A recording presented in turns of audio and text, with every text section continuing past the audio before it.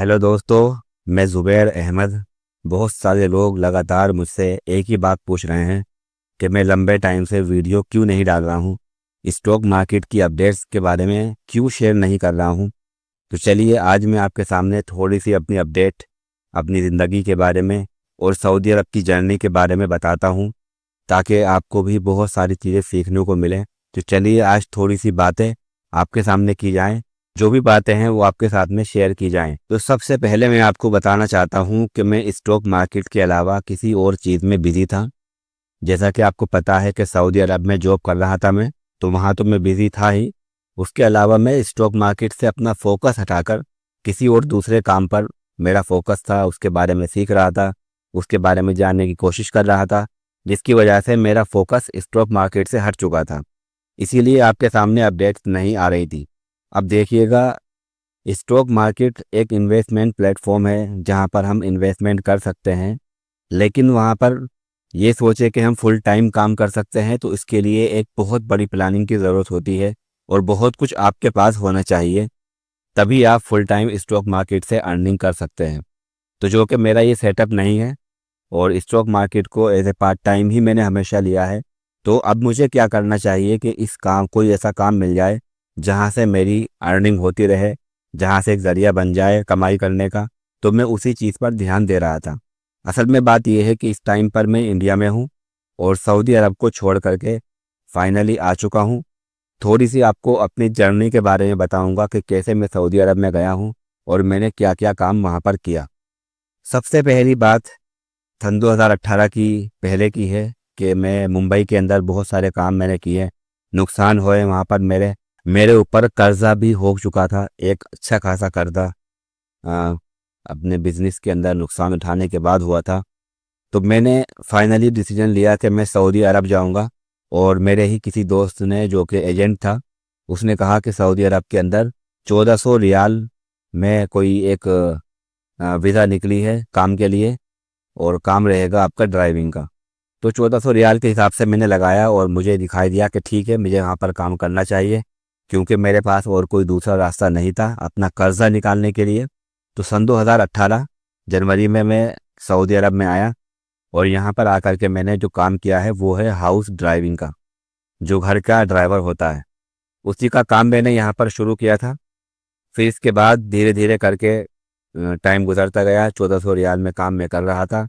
Important बात यह है कि आप लोगों को पता होगा कि जो हाउस ड्राइवर में काम करते हैं उनका कोई टाइम टेबल नहीं होता, कब से लेके कब तक ड्यूटी करनी है इसका कोई टाइम फिक्स नहीं है। कभी भी ड्यूटी आ सकती है, जाना पड़ सकता है। और अगर ड्यूटी नहीं आती है तो आप अपने रूम के अंदर या कहीं पर भी टाइम पास कर सकते हो। तो जहाँ पर हाउस ड्राइवर के अंदर जो एक प्रॉब्लम होती है कि उसके पास कोई टाइम टेबल नहीं होता, कभी भी काम आ सकता है। लेकिन दूसरा जो एक अच्छा पॉइंट है वो ये है कि उनके पास टाइम बहुत होता है।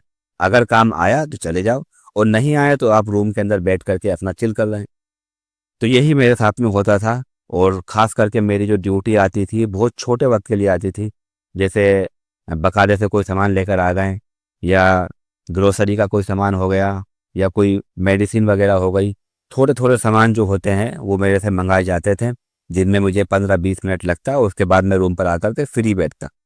तो ये जो मुझे फ्री टाइम मिल रहा था इसके अंदर मैंने अपना पूरी तरह से टाइम पास करने की कोशिश करी, जैसे नॉर्मली सब करते हैं। कोई गेम खेलता है, कोई वीडियोस देखता है, तो मैंने भी अपना यूट्यूब, फेसबुक वगैरह इन पर अपना टाइम पास किया, गेम खेला। और फिर उसके बाद आ जाता है लॉकडाउन। लॉकडाउन के अंदर तो हमारा जो काम था एकदम से ही ख़त्म हो चुका था। सिर्फ रूम के अंदर बैठना था। कुछ वक्त के लिए, कुछ घंटे के लिए मार्केट खुलती थी, एक बार मार्केट गए और जा कर के सामान अपना कफिल का दे दिया। इसके बाद हम बहुत लंबे टाइम के लिए फ्री थे। तो उस फ्री टाइम के अंदर मैंने बहुत अपना टाइम बर्बाद किया, गेम खेलने में बर्बाद किया, बहुत सारी चीज़ों में बर्बाद किया। और कई घंटे तक हम लोग गेम खेलते थे और वीडियो वगैरह देखते थे, यूट्यूब और फेसबुक, इन सब चीज़ों पर हमने अपना टाइम पास किया, जैसा कि सभी लोग कर रहे थे। तो मैंने सोचा क्यों ना अपने इस वक्त को, अपने इस टाइम को, जब मुझे एहसास हुआ कि मैं बहुत गलत कर रहा हूँ, मैं वो ज़ुबैर नहीं हूँ जो टाइम को बर्बाद करता था। जब मुझे इस चीज़ का एहसास हुआ तो मैंने सोचा कि कुछ ना कुछ ऐसा करना चाहिए अपने इस वक्त में जिससे मेरा कुछ फ़ायदा हो सके, कुछ अलग से अर्निंग हो सके। मैंने सोचा कि चलो कुछ बाहर काम किया जाए, लेकिन जो कि मेरा काम ही ऐसा था कि मेरे पास कोई टाइम टेबल नहीं था, कब से लेके कब तक काम करना है, कभी भी मेरी ड्यूटी आ सकती है। मैं बाहर काम नहीं कर पाया। बाहर भी काम मिलते हैं बहुत सारे, मैंने बाहर काम नहीं किया। तो सोचा कि चलो कुछ ऐसा काम किया जाए कि जब भी मुझे टाइम मिले ऑनलाइन बैठ करके वहाँ पर मैं काम कर सकूँ। कुछ चीज़ों की मैंने रिसर्च करी कि ऐसा कौन सा काम है जो मैं ऑनलाइन कर सकता हूँ। फाइनली बहुत टाइम से मेरे दिमाग में स्टॉक मार्केट था। स्टॉक मार्केट के बारे में मैंने जाना और डिसीजन लिया कि मैं इसी के बारे में सीखूंगा और इसी को मैं काम करना शुरू कर दूंगा जब भी मेरे पास टाइम वगैरह होगा।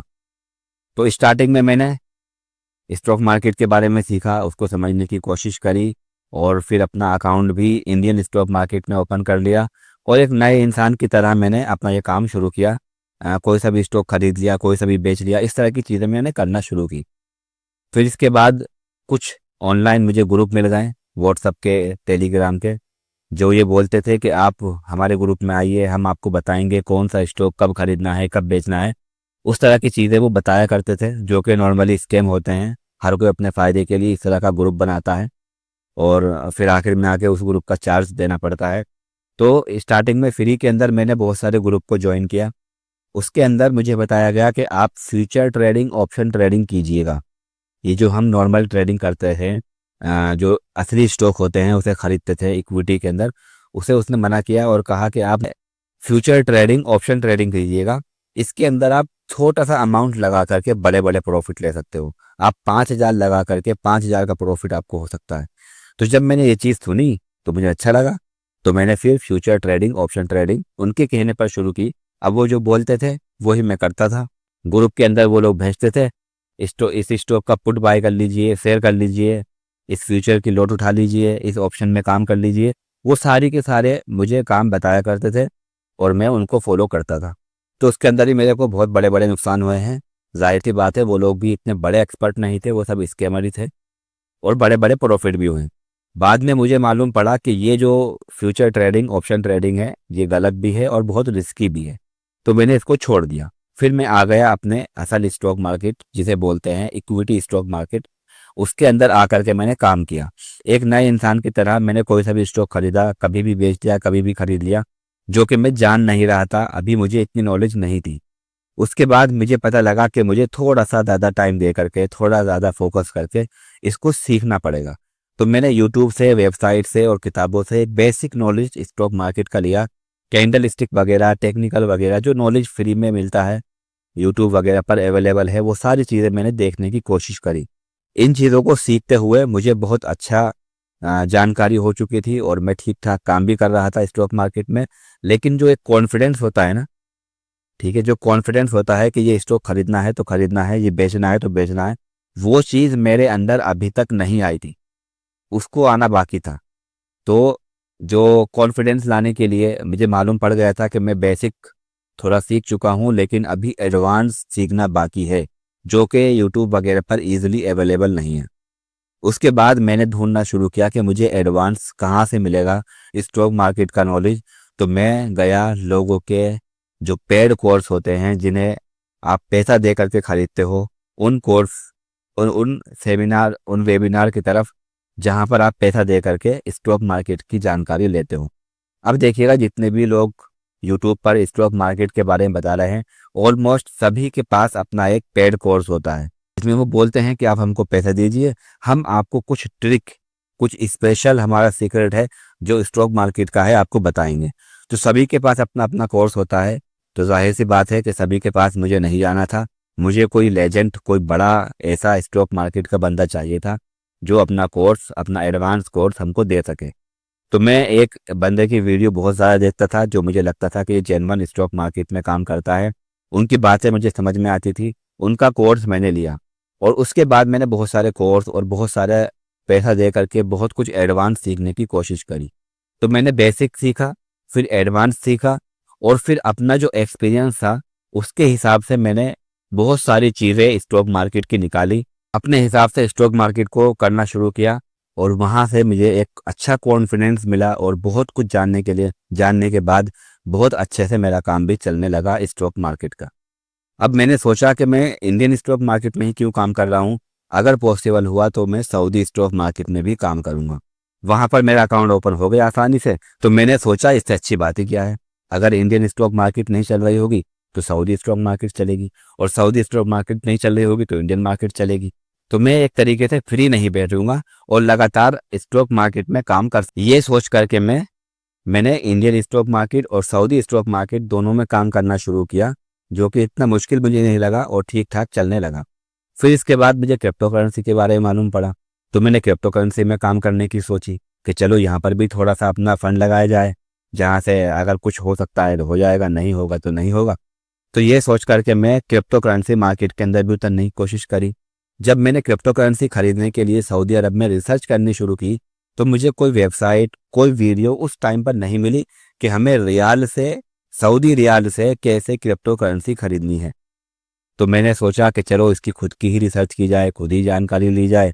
तो मैं बाइनेंस पर गया, वहाँ जा कर के मालूम पड़ा, मुझे थोड़ी सी जानकारी मैंने ली और मुझे मालूम पड़ा कि हम अगर क्रिप्टो करेंसी खरीदना चाहते हैं तो हम P2P के ज़रिए से खरीद सकते हैं, जहाँ पर नॉर्मली सऊदी अरब के लोग बैठे हुए होंगे, वो हमसे रियाल लेंगे, बदले में हमको USDT देंगे। USDT से हम किसी भी क्रिप्टो करेंसी को खरीद सकते हैं। तो ये जानकारी लेने के बाद और काम स्टार्ट करने के बाद एक महसूस हुआ कि इस चीज़ की जानकारी यूट्यूब के ऊपर नहीं है। क्यों ना मैं एक काम करता हूँ कि इसकी वीडियो बना करके यूट्यूब पर डाल देता हूँ, ताकि जिन लोगों को सऊदी अरब के अंदर क्रिप्टो करेंसी खरीदनी है उन्हें मालूम पड़ जाए, उनकी हेल्प हो जाए। तो मैंने वीडियो डाली और वीडियो डालने के बाद एक अच्छा रिस्पॉन्स उस वीडियो पर आया। जाहिर सी बात है मेरे लिए रिस्पॉन्स अच्छा ही माना जाएगा। कभी कोई पोस्ट फेसबुक पर या इंस्टाग्राम पर डालता था तो इतना अच्छा रिस्पॉन्स वहाँ पर नहीं मिलता था। कुछ 100 लोगों ने लाइक कर दिया, उसमें कमेंट कर दिया 4-5 लोगों ने, तो अचानक से ही वहाँ पर मुझे हज़ारों का रिस्पॉन्स देखने को मिला यूट्यूब पर। जो मैंने वीडियो डाली थी, अच्छे लाइक्स आए, अच्छी चीज़ें आई, लोगों ने तारीफ़ करी। तो मुझे लगा कि शायद मुझे अब जो भी कुछ आता है वो यूट्यूब पर डालना चाहिए, इससे लोगों की बहुत ज़्यादा हेल्प हो जाएगी। और जाहिर सी बात है मैं ये चीज़ मानता हूँ कि आप जो भी कुछ अकेले सीखते हो वो सीखना ठीक है, लेकिन अगर आप सिखाते हुए सीखते हो, जो आप सिखाते हुए सीखोगे उसे आप कभी नहीं भूल सकते। तो ये चीज़ मेरे दिमाग में थी, तो मैं सोचा क्यों ना मैं लोगों को सिखाते हुए सीखता हूँ, ताकि मेरा नॉलेज और ज़्यादा बढ़ जाए और लोगों की हेल्प भी हो जाए। तो फिर मैंने स्टॉक मार्केट के बारे में डालना वहाँ पर शुरू कर दिया, जिसका एक छोटा सा अच्छा रिस्पॉन्स मुझे देखने को मिला। तो यहाँ से मेरी यूट्यूब की जर्नी भी शुरू हो गई। और जाहिर सी बात है कि मैं एक बड़ा यूट्यूबर नहीं हूँ या एक्सपर्ट नहीं हूँ यूट्यूब का। यूट्यूब के जो एल्गो होते हैं उसके हिसाब से मैं नहीं चलता, जिसकी वजह से मेरी वीडियो वगैरह वायरल तो नहीं होती है। लेकिन चलिए, जितने लोग इंटरेस्टेड हैं वो लोग खुद सर्च करके मेरी वीडियो तक आ रहे हैं, मेरे लिए काफ़ी है। तो मैं बस यही जर्नी आपको बता रहा था कि अब काम करते हुए थोड़ा सा हलाल और हराम का भी मैटर सामने आया और उसकी थोड़ी जानकारी गहराई से मुझे देने की, गहराई से सीखने की कोशिश करी। तो अब मेरे लिए स्टॉक मार्केट पहले की तरह नहीं रहा। अब जो है वहाँ पर मेरी थोड़ी सी लिमिटेशन हो गई है। मतलब जो मैं पहले आँख बंद करके कोई भी स्टॉक खरीद लेता था, अब मैं ऐसा नहीं हो सकता है। अब मेरे लिए स्टॉक मार्केट थोड़ी छोटी हो गई है और मुझे अब हलाल और हराम भी देखना पड़ेगा, जिसकी वजह से अब थोड़ा सा फोकस मेरा स्टॉक मार्केट से हट चुका है। बाकी अपडेट तो मैं आपको देता रहूँगा सारी चीज़ों की, कुछ भी रहेगा आपके साथ में शेयर किया जाएगा। और सऊदी स्टॉक मार्केट ही नहीं बल्कि और भी चीज़ें जो आपके काम सऊदी अरब में आ सकती हैं, वो सारी चीज़ें आपको मैं बताता रहूँगा। बात करता हूँ कि मैं स्टॉक मार्केट के अंदर इतने लंबे टाइम से कैसे टिका हुआ हूँ। जैसा कि मैंने आपको शुरू में बताया कि मैं नुकसान भी कर रहा था, फ़ायदे भी हो रहे थे मेरे, नुकसान बड़े भी हुए छोटे भी हुए। तो मैं इतने लंबे टाइम तक कैसे टिका हुआ हूँ। देखिए, स्टॉक मार्केट में आने के बाद अक्सर लोग नुकसान देखने के बाद भाग जाते हैं। आते तो वो अपने प्रॉफिट करने के लिए है कि यहाँ से मैं बहुत जल्दी बहुत सारा कमा लूँगा, जो कि ऐसा स्टॉक मार्केट में होता नहीं है।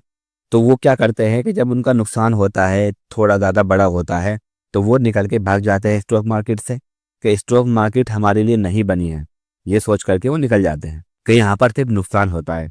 मैं इतने लंबे टाइम तक कैसे टिका हुआ हूँ, आपको एक बहुत इंपॉर्टेंट बात बता देता हूँ। इसके बारे में एक स्पेशल वीडियो की ज़रूरत है, लेकिन आपको बता रहा हूँ फिलहाल, छोटी सी बात कर रहा हूँ कि स्टॉक मार्केट हो चाहे कोई भी जगह हो, इतना नुकसान लीजिए जितना आप बर्दाश्त कर सकते हो। मैंने कभी भी स्टॉक मार्केट के अंदर लालच नहीं किया। मैंने हमेशा अपनी क्वांटिटी को लिमिटेड रखा। मतलब ऐसा नहीं कि कोई स्टॉक मुझे लगता है कि ये बहुत ऊपर जाएगा तो अपना सारा का सारा फंड, अपना पैसा, अपना रियाल उठा करके उसके अंदर डाल लूँ ताकि जब वो आगे बढ़ेगा तो मेरा ज़्यादा से ज़्यादा प्रॉफिट हो। यही गलती हर कोई करता है। मैंने ऐसा नहीं किया। कोई अच्छा स्टॉक दिखाई दे रहा है तो उसमें थोड़ा सा ही अमाउंट लगाया कि अगर नुकसान भी हो तो छोटा सा हो, उसमें थोड़ा सा अमाउंट लगाया।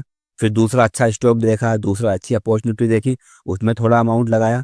ऐसे करके थोड़ा थोड़ा अमाउंट बहुत सारे ऐसे स्टॉक में जो मुझे अच्छे लगते थे कि ये ऊपर जाएंगे, उनमें लगाया है, जिसकी वजह से मेरा नुकसान बहुत छोटा सा हुआ।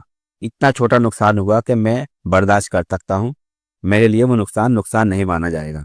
तो स्टार्टिंग से ही मैंने एक बहुत अच्छी चीज़ मेरे माइंड में सेट थी कि मुझे कभी भी लालच नहीं करना है और हमेशा छोटा छोटा अमाउंट हर स्टॉक में लगाना है। एक ही स्टॉक के अंदर बहुत सारे पैसे, बहुत सारा अमाउंट, ये सारे का सारा उठा करके इन्वेस्ट नहीं करना है। जिससे मेरा फ़ायदा ये हुआ कि मेरे नुकसान बहुत कम हुए और जिसकी वजह से मैं आज तक यहाँ पर टिका हुआ हूँ। दूसरी बात यह है कि नुकसान मेरे आज भी होते हैं, जैसे पहले होते थे। आज भी स्टॉक मार्केट के अंदर नुकसान हो रहे हैं, लेकिन जैसा कि मैं आपको बताता हुआ आ रहा हूँ कि अगर 10 स्टॉक में से 5 में भी छोटा बहुत नुकसान हो रहा है और 5 में इतना कमा रहे हो कि वो नुकसान नुकसान नहीं माना जाएगा, या आपको वो नुकसान दिखाई न दे, तो क्या बुरा है, काम चल रहा है अपना। भाई मैंने एक 5 स्टॉक से मान लेते हैं 100 रियाल का नुकसान किया, लेकिन 5 स्टॉक से मैंने 500 रियाल कमा लिए। तो जो 100 रियाल का नुकसान हुआ है वो दिखाई देगा? नहीं दिखाई देगा। तो हर जगह पर ऐसे ही काम होता है, चाहे वो बिजनेस हो, चाहे वो स्टॉक मार्केट हो, कि छोटा सा नुकसान होगा जिसको आपको एक फीस की तरह देना होगा, लेकिन बदले में आपको बड़े बड़े प्रॉफिट दूसरे स्टॉक से, दूसरी जगह से मिल जाएंगे।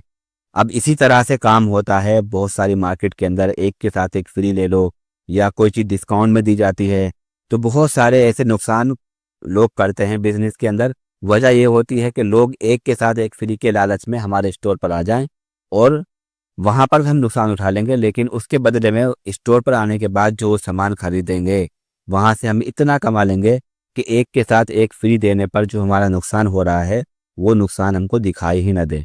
अगर 10 का नुकसान हो रहा है तो हमको 100 मिल जाएगा। तो इस तरह से काम होता है। इसके बारे में भी आपको एक स्पेशल वीडियो की ज़रूरत है। तो फिलहाल मैं आपको अपनी सऊदी की जर्नी के बारे में बता रहा था। तो अभी तक मैं वहाँ पर काम कर रहा था और मुझे अब फाइनली वहाँ से निकलना पड़ा है। जो भी कुछ मेरा कर्जा वगैरह था और जो मेरी छोटी मोटी नीड्स थी वो सारी पूरी हो चुकी हैं। तो अब मैं इंडिया में आ चुका हूँ और इंडिया के अंदर ही अभी काम देख रहा हूँ कि कैसे कैसे करना है।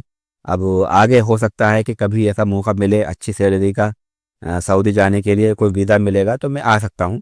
लेकिन फ़िलहाल मेरा आने का कोई इरादा नहीं है और फ़िलहाल मैं देख रहा हूँ कि इंडिया के अंदर काम कैसा चलेगा, कैसा होगा, उसी पर मेरा फोकस है। बाकी मैं आपको टाइम पे टाइम और भी बहुत सारी अपडेट्स स्टॉक मार्केट के अलावा भी इस चैनल पर देता रहूँगा। आप सभी लोगों से हम्बल रिक्वेस्ट है कि चैनल को सब्सक्राइब कर लेना। Thank you so much.